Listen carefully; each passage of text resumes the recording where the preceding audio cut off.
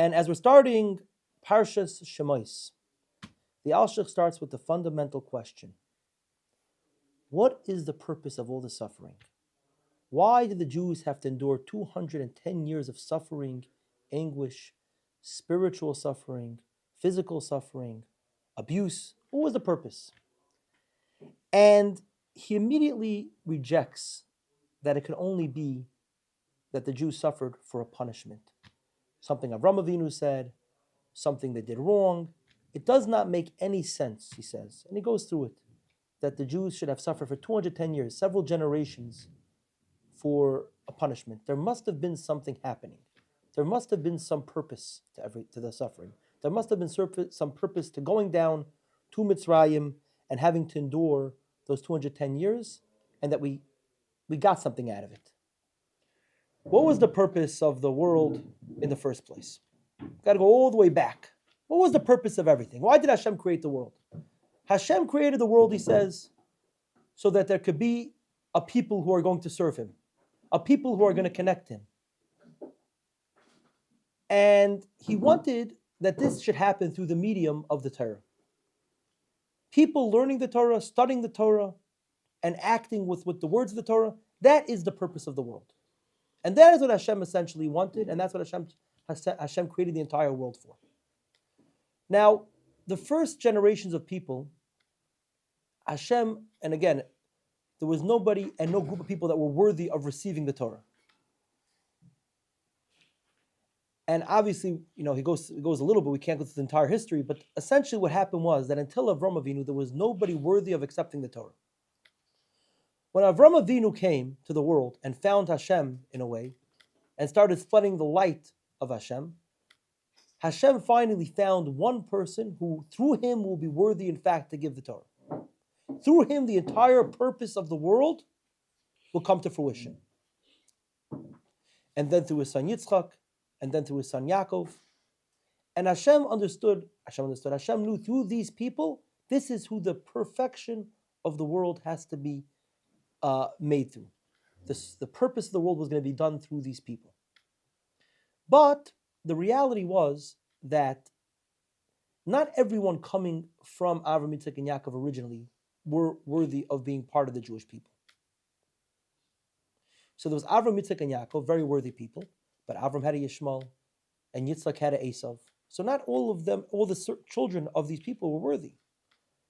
And then Yaakov had 12 sons, and these were the 12 tribes. But even the children of the 12 tribes were not quite all worthy to be called the Jewish people. So this was the issue. Hashem wanted that only the most holiest and purest neshamas should become the Jewish people. So what should we do? So Hashem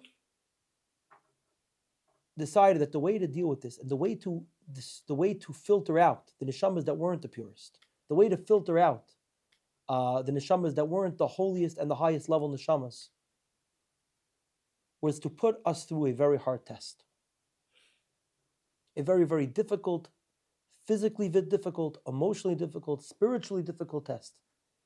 And the neshamas that were going to come out, some sort of connection to Hashem, with some sort of clinging to Hashem, that will show that they are the fittest in the end to receive the Torah.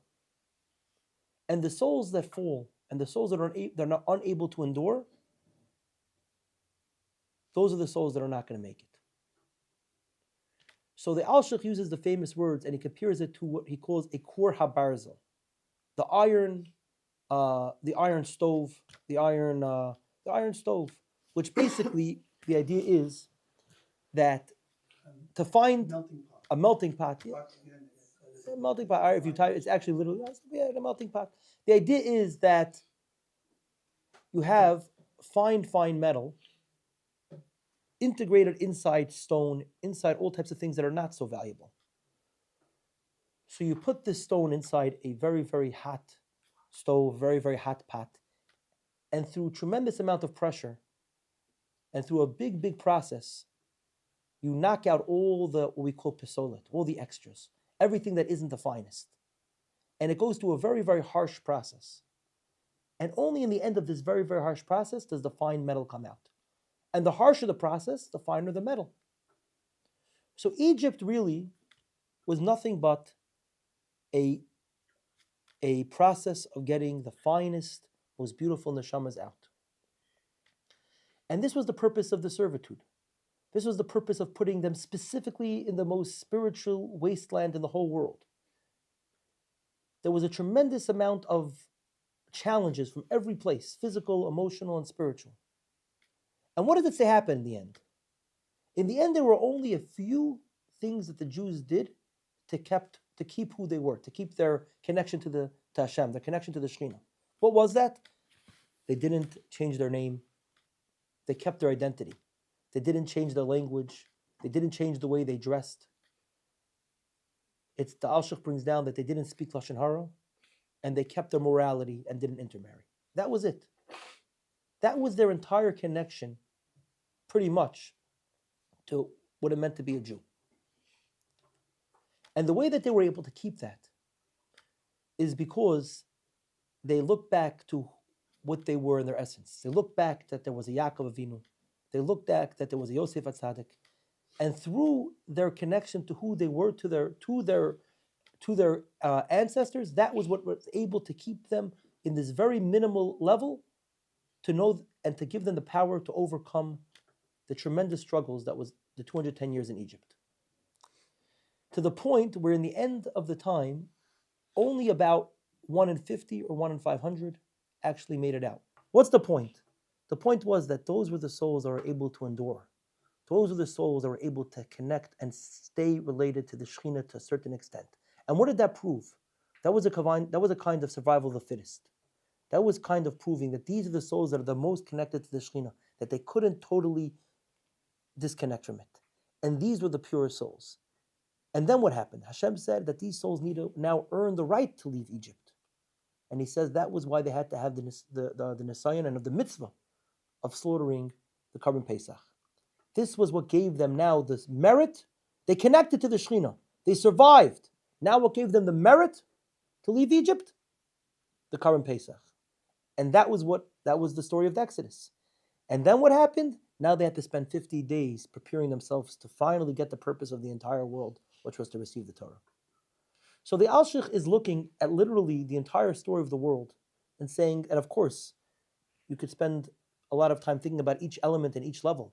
But the idea is that not to look at the entire story of Bereshis and Shemos as individual stories, but understand that it is a process to come to the final moment when Hashem is going to give the Torah to the Jewish people, the people that finally were worthy to accept it, after all the years of struggle, after all the years of humanity's, first humanity had to go through a process, then Avram, Yitzchak, and Yaakov had to go through a process, then the 12 tribes had to go through a process, then the 70 souls had to go through a process, until eventually, all the souls of the Jewish people had to go through a process to finally come out with the purest specimen.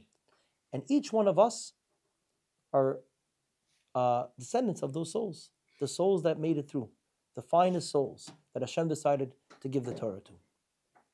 And this is why the beginning of the parsha has to repeat, these are the children of Yaakov. These are the 12 tribes. Why did the Torah have to repeat that? We know the 12 tribes very well by now. We know Yaakov very well by now. To say that this is one continuation. This is the story.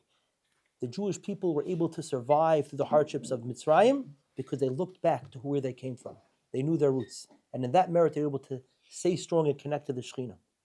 And the entire story is a Bereshis to Shemos and the Exodus. And then, of course, the giving of the Torah was one long story of the refinement, purification, and the process of the Jewish people ultimately receiving the Torah. And that was the purpose of all the suffering. It wasn't as a punishment, God forbid. It wasn't as to make people suffer.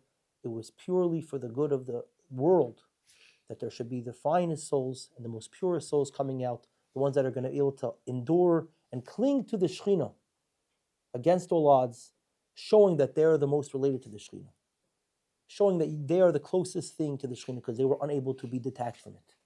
And this was what the merit that they had to receive the Torah.